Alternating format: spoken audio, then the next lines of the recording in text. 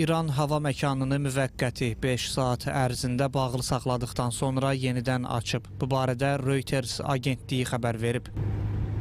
Erkən saatlarda ölkəyə və ya ölkədən həyata keçirilən beynəlxalq uçuşlar istisna olmaqla bütün uçuşlar qadağan edilmişdi. Qadağa barədə qərarın Amerika Birləşmiş Ştatlarının bu ölkəyə hərbi müdaxilə etməsi ehtimalı ilə əlaqədar qəbul edildiyi bildirilir.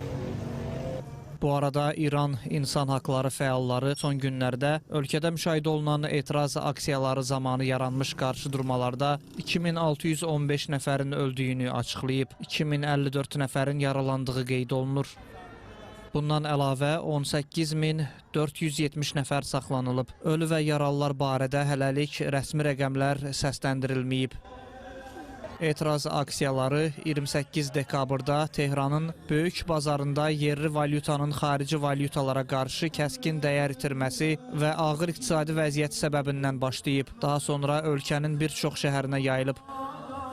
Qarşıdurmalarda ölənlər ötən gün kütləvi şəkildə dəfn ediliblər. Birləşmiş Ştatlar prezidenti Donald Trump etirazçıları aksiyaları davam etdirməyə, siyasi institutlara sahib çıxmağa çağırıb.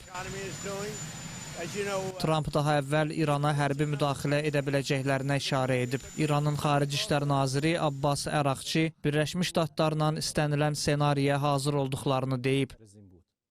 Ağ Ev İran rəhbərliyinə qarşı sanksiyaları artırıb. İranla ticarət edən ölkələrdən idxal olunan məhsullara görə 25%lik rüsum elan olunub.